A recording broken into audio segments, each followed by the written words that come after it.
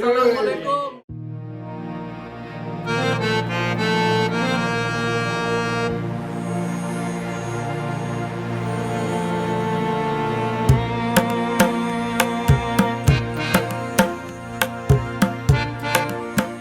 Bismillahirrahmanirrahim.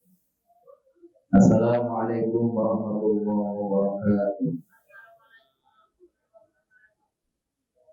Kayaknya seperti ini.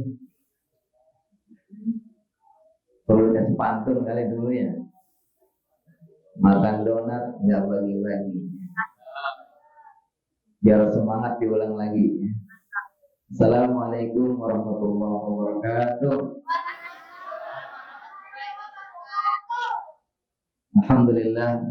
Alhamdulillahilladzi kataba alaina as-siyama fi syahr Ramadan wa anzala fihi al-Qur'an hudan lin-nasi wa bayyinatin minal huda wal furqan. Asyhadu an la ilaha illallah wahdahu la syarika lah syahadatan narju biha minallahi rahmatan wal ghufran. Wa asyhadu anna Muhammadan abduhu wa rasuluh arsalahu bil huda wal furqan. Allahumma shalli wa sallim wa barik ala man unzila alaihi al-Qur'an sayyidina wa maulana Muhammad. Jangan sampai dibilang orang bakhil ya.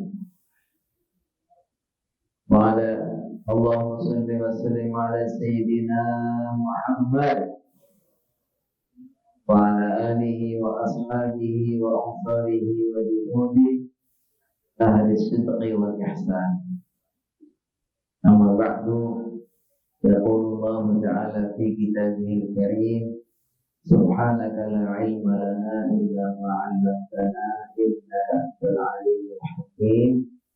Rabbi shrah li sadri wa yassir li amri wahlul 'uqdatam min lisani yafqahu qawli.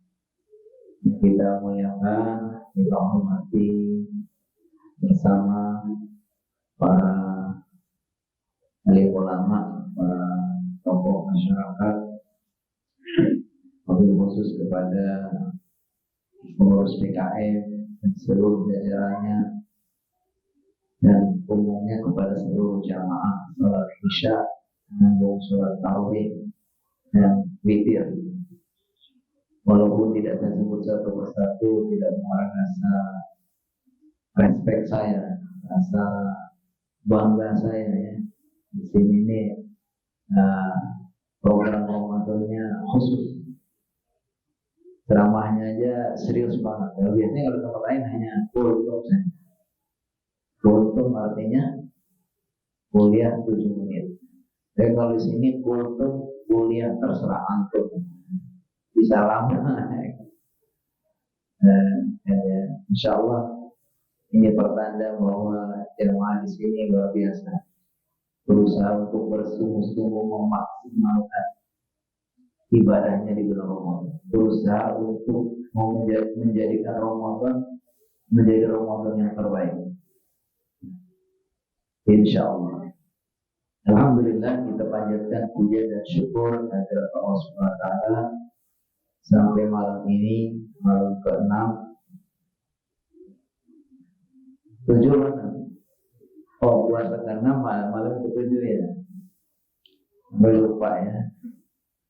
Malam ke-7, Allah Subhanahu wa Ta'ala senantiasa memberikan taufik kepada kita, sehingga alhamdulillah sampai detik ini masih Allah berikan kesempatan terus untuk memaksimalkan ibadah kita. Siangnya bersiam, malamnya berqiyam, dan berbagai macam amalan lain. Mudah-mudahan semua ini menjadi wasilah kita semua mendapatkan ampunan dari Allah Subhanahu wa Ta'ala. Karena sungguh celaka sekali kalau ada orang bertemu Ramadan, selesai Ramadan nggak mendapatkan ampunan. Jibril mengatakan, rahima'an furajul dakhal alaihi Ramadan man salakha wa lam yughfar lahu. Jibril berdoa seperti itu, Nabi Muhammad mengaminkan, amin. Jadi jangan sampai didoakan. Ini doanya kabul banget. Jibril yang berdoa yang mengangkat Nabi Muhammad. Jibril adalah pemburu para malaikat. Nabi Muhammad itu adalah pemburu atau manusia terbaik. Jadi doanya dikabul. Jadi kita bermohon jangan sampai kita bertemu Ramadan lalu kita cuek saja, biasa-biasa saja, lalu sampai akhirnya nggak dapat ampunan. Tapi insya Allah di sini kita lihat sangat serius. Insya Allah ini menjadi wasilah kita semua mendapatkan ampunan dari Allah Subhanahu wa Ta'ala. Ada dua kalimat ini menjadi pangkal dari keimanan kita. Dua kalimat ini adalah salah satu dari pilar rukun Islam. Dua kalimat ini sekaligus sebagai pintu masuk seseorang dari daerah kekufuran yang penuh dengan kegelapan, kesesatan, kecelakaan, sengsara, dan kehinaan, masuk ke daerah keimanan yang penuh dengan kebahagiaan, cahaya Allah, keselamatan, dan kemuliaan. Dua kalimat inilah yang disebut dengan dua kalimat syahadat. Jadi dua kalimat ini seolah-olah menjadi garis pemisah. Kalau kita gambarkan di sini ini orang-orang kafir, di sini ini orang-orang beriman, maka batasnya ini. Siapa yang dia memasuki pintu asyhadu an la ilaha illallah wa asyhadu anna Muhammadar Rasulullah, dia akan semacam dulunya di daerah kafir jadi ke daerah Muslim. Dan itu bedanya sangat jauh, 180 derajat. Jadi kalau yang di sini yang belum mengucapkan kalimat syahadat itu seolah-olah dalam kegelapan, dalam kesesatan, kehinaan, berbagai macam kesengsaraan, begitu dia mengucapkan syahadat, dia langsung menjadi masuk ke daerah yang penuh dengan cahaya Allah, rahmat Allah, keselamatan. Sampai suatu ketika Nabi Muhammad ditanya, ya Rasulullah, man as'adun nasi yawmal qiyamati bisyafa'atik. Wahai baginda Nabi, siapa orang yang paling bahagia telah akan mendapatkan syafaatmu? Apa kata baginda? Man qala la ilaha illallah khalisan min qalbi. Orang yang mengucapkan syahadat la ilaha illallah dan betul-betul murni dari hati. Jadi kalimat ini kelihatannya pendek, singkat, gampang diucapkan, tapi konsekuensinya berat dan faedahnya besar. Dan ini menjadi penentu seseorang mau celaka atau mau bahagia ini. Makanya nggak tanggung-tanggung Nabi Muhammad SAW itu mengajarkan kalimat ini itu dari resikonya sangat berat, waktunya sangat panjang. 13 tahun di Mekah ini hanya bagaimana mengajak orang untuk mau mengikrarkan dua kalimat syahadat. Sampai suatu ketika baginda mengutus Mu'adz bin Jabal ke Yaman. Kata beliau, innaka ta'ti qauman min ahli kitab wa awwalu ma tad'uhu ilaihim an yaqula asyhadu an la ilaha illallah wa anna Muhammadar Rasulullah wa inhum ata'u falidhalik fa'alimhum anna Allah farada alaihi khamsa salawatin fi kulli yawmin wa laylah. Jadi kata baginda ketika mengutus seorang dai Mu'adz bin Jabal, wahai Mu'adz bin Jabal, kamu akan datang kepada suatu kaum dari golongan ahli kitab. Yang pertama kali kamu ajarkan apa? Asyhadu an la ilaha illallah, yaitu bersaksi bahwa tiada Tuhan selain Allah dan Nabi Muhammad wa anna Muhammadan Rasulullah. Dan itu sekaligus sebagai dasar Islam, rukun pertama dalam agama Islam. Makanya kata baginda sallallahu alaihi wasallam dalam hadis lain, "Bunyal Islamu ala khamsin, syahadatu an la ilaha illallah wa anna Muhammad Rasulullah wa iqamus shalah wa ita'uz zakah wa shaum Ramadan wa hijjul baiti."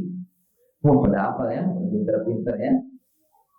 Jadi intinya bahwa dua kalimat ini namanya kalimat syahadatain. Syahadat yang pertama asyhadu an la ilaha illallah, namanya syahadat tauhid, syahadat meyakini Allah adalah satu-satunya. Wa asyhadu anna Muhammad Rasulullah disebut syahadat Rasul atau syahadat risalah, mengakui bahwa Nabi Muhammad adalah utusan Allah. Kalau orang ini betul-betul mengucapkan dua kalimat syahadat dengan benar dan yakin dan ikhlas, maka orang ini pasti akan selamat dari neraka. Kayak kata baginda, "Man syahida an la ilaha illallah wa anna Muhammadar Rasulullah harramallahu alaihi nar." Hadis riwayat Muslim. Kata baginda, siapa yang betul-betul bersaksi bahwa tiada Tuhan selain Allah dan Nabi Muhammad adalah utusan Allah, maka orang ini akan diselamatkan dari neraka. Padahal yang menjadi puncak tujuan orang hidup ini bagaimana supaya kita beribadah kepada Allah, supaya kelak kita ini masuk surga selamat dari neraka. Makanya kata Allah Subhanahu wa taala, "Fama zuhziha 'anil nari wa udkhilal jannah faqad faz." Siapapun yang Allah masukkan ke dalam, siapapun yang Allah jauhkan atau selamatkan dari neraka dan dimasukkan ke dalam surga, faqad faz, maka dialah orang yang betul-betul sukses. Jadi sukses ini bagi kita orang Islam ya, bagaimana kita ini nanti selamat dari neraka, masuk ke dalam surga. Dan itu yang kita, Rabbana atina fid dunya hasanah wa fil akhirati hasanah wa qina adzaban. Di dunia hidup dalam keadaan berislam, nanti di akhirat mendapatkan surga dan diselamatkan dari. Jadi intinya, kalau kita mengucapkan dua kalimat syahadat ini dengan benar, maka kita akan selamat dari neraka. Ada hadis lain, "Miftahul jannah la ilaha illallah." Ada hadis lain, "Man qala la ilaha illallah dakhala jannah." Ini semua menggambarkan betapa kalimat syahadat ini menjadi kalimat yang paling penting. Karena ini menentukan nasibnya, apakah dia akan menjadi ahli surga atau tidak. Ya. Lalu apa semudah itu Ustaz hanya mengucapkan la ilaha illallah Muhammad Rasulullah otomatis selamat dari neraka, masuk ke dalam surga? Iya, tapi disyaratkan. Di sini ada syarat dan rukun. Jadi tidak asal mengucap. Karena kalau mengucap tidak dibarengi dengan syarat rukunnya itu, dia tidak menjamin atau tidak memberikan apa yang disampaikan oleh baginda sallallahu alaihi wasallam. Ada yang bertanya, mungkin tanya kepada seorang guru, kepada ulama, bahwa kunci surga itu adalah kata-kata atau kalimat la ilaha illallah Muhammad Rasulullah. Terus beliau mengatakan iya, tapi ingat bahwa kunci ini, kalau kita pegang kunci, anak kunci itu tidak mungkin kunci itu halus lurus. Jadi kunci yang bisa membuka itu, kalau anak kuncinya itu matanya itu ada gigi-giginya, ada gigi-gigi. Beliau pernah mengatakan, kalau begitu kalimat la ilaha illallah itu diibaratkan seperti kunci, dan kunci ini tidak akan bisa berfungsi membuka surga kecuali kunci itu kan kunci yang ada gigi. Lalu gigi-gigi dari kunci itu apa? yaitu disebutkan syarat dan rukun. Rukunnya ada dua. La ilaha, namanya rukun pertama namanya nafi. Nafi itu artinya ketika kita mengatakan la ilaha, itu betul-betul kita mengkosongkan bahwa saat itu kita nggak akan bertuhan kepada siapapun. Nggak boleh mempertuhankan si ini, si itu, langit, bumi, apa semua kita katakan bahwa itu betul-betul netral. Kita orang yang tidak berubah. La ilaha, berarti kita ada pengakuan siapa. Terus kita isi dengan rukun kedua namanya illallah, kecuali Allah. Jadi yang pertama namanya rukun pertama namanya isbah, nafi. Nafi itu artinya meniadakan, mengosongkan diri kita, hati kita enggak mengakui Tuhan siapapun. Lalu segera kita susul dengan isbat. Isbat itu menetapkan, mengakui bahwa Allah lah satu-satunya Tuhan. Namanya la ilaha illallah. La ilaha itu nafi. Nanti ditanya nih, siapa yang mendapat hadiah nih, dengerin. Yang pertama, rukun pertama yang namanya apa? Nafi. Artinya dirinya betul-betul merasakan, mengakui enggak bertuhan kepada siapapun saat itu. Tapi begitu dia mengucapkan kalimat illallah, yang kedua namanya apa? Isbah. Itu artinya dia hanya kecuali Allah. Itu rukun di dalam kalimat la ilaha illallah. Lalu Muhammadur Rasulullah, ini juga ada rukunnya. Muhammadun, bahwa Nabi Muhammad SAW adalah utusan Allah. Bahwa rukun yang pertama mengakui kerasulan Nabi Muhammad. Bahwa Nabi Muhammad itu adalah memang benar rasul. Terus rukun yang kedua, beliau itu annahu Muhammadan Rasulullah abdu bahwa Nabi Muhammad itu juga hamba Allah. Jadi rukun yang pertama di kalimat la ilaha illallah itu nafi dan isbat. Kalau nanti di kalimat Muhammad Rasulullah, Muhammad Rasulullah, Muhammad Abdul Rasul itu ada rukunnya. Yang pertama adalah mengakui Nabi Muhammad adalah seorang Rasul, tapi sekaligus seorang hamba. Kenapa? Karena Nabi Muhammad walaupun sehebat itu, orang terbaik di dunia ini, di muka bumi, orang yang paling dicintai Allah, amalan yang paling baik, tapi dia tidak boleh lepas dari dia sebagai seorang hamba. Jadi Nabi Muhammad itu seorang manusia yang dipilih oleh Allah menjadi Rasul, tapi dia tidak lepas, tidak tercampur dari kehambaannya. Makanya beliau mengatakan wa asyhadu an, beliau mengatakan apa? Bahwa kita kalau bersyahadat asyhadu an la ilaha illallah wa asyhadu anna Muhammadan abduhu, hamba Allah wa rasuluhu. Dan beliau sendiri juga sering tidak mau dikultuskan, tidak mau diposisikan melebihi dari posisinya dia seorang hamba dan seorang rasul. Makanya kalau Allah ingatkan di dalam ayat Allah SWT berfirman, "Qul innama ana basyarun mithlukum yuha ilayya." Wahai katakanlah wahai Muhammad, saya ini ya kayak kalian. Karena Muhammad itu juga anak manusia. Dia punya keinginan untuk makan, untuk minum, sama dengan kita. Dalam sisi ini, dari sisi kehambaannya ada sama. Tetapi beliau bedanya apa? Diberi wahyu, diputus oleh Allah dengan diberi salah untuk menjadi nabi dan menjadi rasul. Makanya ketika beliau itu dimuliakan berlebihan, beliau juga takut seperti pengikutnya atau orang-orang Nasrani kepada Nabi Isa, melebihi posisinya. Dia memposisikan Nabi Isa sebagai Tuhan atau anak Tuhan. Makanya beliau mengatakan la tatruni kama atrafatin nasara Isa bin Maryam.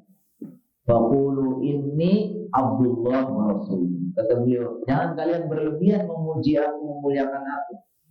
Saya tidak mau diperlakukan seperti orang-orang Nasrani memperlakukan Isa bin Maryam. Maka panggilan saya seorang hamba dan seorang Rasul. Nah, ya kan? Jadi konsekuensi dari kalimat tauhid ini yang pertama la ilaha illallah itu supaya kita betul-betul mengesahkan Allah, dan ini menjadi misi setiap nabi dari zaman Nabi Adam sampai Nabi terakhir. Yang pertama Nabi apa? Adam. Rasul pertama siapa? Nabi Nuh.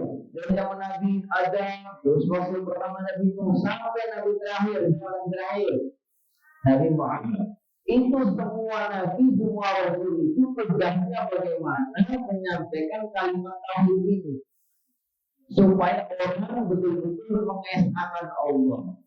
Makanya kalau kita baca wa ma arsalna min qablika min rasulin illa nuhi ilaihi annahu la ilaha illa ana fa'buduni. Kata Allah Subhanahu wa taala, tidaklah kami mengutus seorang rasul sebelum engkau wahai Nabi Muhammad, melainkan semuanya sama, yaitu mengajak kepada umatnya apa ajarannya? Annahu la ilaha illa ana, bahwa tidak ada Tuhan kecuali saya, kecuali Allah. Fa'buduni, maka kalian sembahlah hanya aku. Ini tauhid. Tauhid ini untuk memudahkan supaya kita nggak salah itu dibagi oleh para ulama, bukan dibagi-bagi apa, tapi maksudnya untuk memudahkan sistem pembelajaran saya. Pertama, mengesahkan Allah, mentauhidkan Allah dari sisi rububiyahnya. Ini banyak banget, nanti bisa nggak diingat nih, ya kan? Diesahkan dari sisi rububiyahnya, yaitu meyakini bahwa Allah lah satu-satunya yang menghidupkan, yang mematikan, yang menciptakan, yang mengatur semua alam ini, yang apabila kita sakit yang menyembuhkan, yang semua yang memenuhi hajat-hajat kita itu hanya Allah SWT. Ini namanya tauhid apa? Rububiyah. Jadi nggak ada lagi orang percaya, oh ini hari nggak bagus. Oh nomor ini nomor nggak bagus. Kalau kita nyari hotel, ada nggak kamar 13? Nah, kamar berapa yang nggak ada? Hah? Nah, ada nomor-nomor tertentu menurut ilmu feng shui itu nggak bagus. Ada yang mau beli rumah, oh ini rumah ini nggak bagus, tusuk sate. Ya terus saya karena takut ada mobil nabrak aja, nggak ngeremnya itu. Tapi jangan dikaitkan dengan macam-macam. Ada bunyi burung tertentu nih keluarganya lagi sakit. Wah ini jangan-jangan ini mau meninggal. Pokoknya kejatuhan cicak, waduh. Mau pergi kantor nabrak kucing, semua nggak ada. Kalau kita udah belajar tauhid rububiyah itu, yang memberi manfaat, yang memberi mudarat, yang memberi semua. Jadi mulai sekarang nggak ada lagi itu. Saya pernah dapat undangan nikah hari Senin. Hari Senin kalau di kota ini kan orang udah kerja. Belum lagi kadangnya atasannya udah berkali-kali ngambil cuti lain nggak boleh. Kenapa Pak kok ngambil hari Senin? Ya kan begitu. Sri Lunggu, dunia, lorong, mati. Ini istilah. Ya Allah. Kita pasti seperti itu. Kita orang Muslim diajarkan La ilaha illallah. Kalau dalam agama di Al-Quran nggak ada larangan, di hadis nggak ada larangan, perjalanan itu ya nggak usah lagi percaya itu. Itu konsekuensi dari apa? Syahadat. Itu namanya tauhid rububiyah, ya, mengesahkan Allah dari sisi rububiyah, pengelolaan alam ini, penciptaan dan seterusnya. Yang kedua, mengesahkan Allah dari sisi uluhiyah, ibadahnya. Ibadah kita itu harus murni, nggak boleh ada siapapun, entah itu malaikat, entah itu nabi, entah itu wali, entah itu ulama apapun yang dikasih ibadah. Nggak boleh kita beribadah. Karena ibadah itu murni hak Allah Subhanahu wa Ta'ala. Namanya tauhid uluhiyah atau tauhid ibadah. Contoh bentuk ibadah, contohnya apa? Doa. Doa itu ibadah. Kata Rasulullah SAW, ad-doa huwal ibadah. Doa adalah ibadah. Hadis ini mengatakan ad-doa mukhul ibadah. Doa adalah inti asari atau sari patinya, atau ya pokoknya inti banget ibadah. Jadi doa. Terus kita doa kepada selain Allah. Kita pergi ke gunung mana, kesugihan mana, ya kan? Kita berdoa di sana. Doanya bukan kepada Allah, berdoanya kepada. Atau kita pergi ke kuburan keramat mana, ya kan? Kita datang ke kuburan keramat minta kepada. Nah itu sudah memberikan ibadah kepada selain Allah. Kita sudah terjerumus kepada musyrik. Syirik ini adalah dosa yang paling besar. Inna syirka la zulmun azim. Sesungguhnya syirik ini adalah kezaliman yang paling besar. Bahkan innallaha la yaghfiru an yushraka bihi wa yaghfiru ma duna dzalika liman yasha'. Allah itu akan mengampuni dosa-dosa yang lain kepada yang Allah kehendaki, tapi untuk syirik ini Allah sudah bilang, kalau nggak tobat sampai mati, Allah nggak ampuni. Jadi harus hati-hati. Namanya tadi syirik itu artinya ya menyekutukan Allah. Kalau yang benar adalah mentauhidkan Allah. Pokoknya segala bentuk ibadah hanya milik Allah. Yang ketiga, mengesahkan dari sisi nama dan sifat.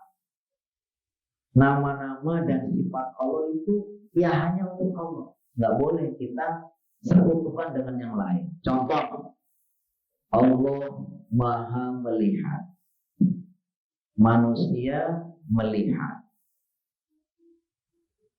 Betul? Allah Maha melihat, manusia bisa melihat kan? Tapi melihatnya Allah ya untuk esa, untuk Allah. Nggak boleh dibandingkan, disamakan dengan melihatnya manusia. Dan lain sebagainya. Itu namanya tauhid mengesahkan Allah dari sini. Wah, ini pelajaran yang sangat luas dan banyak. Nah, kebut, jangan terlalu banyak. Terus kalau tauhid itu tadi konsekuensinya di antara seperti itu. Harus mengesahkan Allah dari sisi rupiah. Kalau untuk syahadat Rasul bagaimana? Pertama, konsekuensi kita harus betul-betul mengimani bahwa Nabi Muhammad adalah utusan Allah. Kita harus mempercayai apa-apa yang dibawa oleh Allah SWT. Itu pasti benar dan dari Allah SWT. Kalau Rasulullah memerintahkan, kita harus ikuti. Kalau Rasulullah melarang, kita harus tinggalkan. Terus kita wajib meneladani beliau, mengikuti beliau, ya, meneladani dan lain sebagainya. Wallahu a'lam bishawab. Ini sama dengan kuliah di semester berapa ini anak-anak kuliah? Kita semua dengan mahasiswa.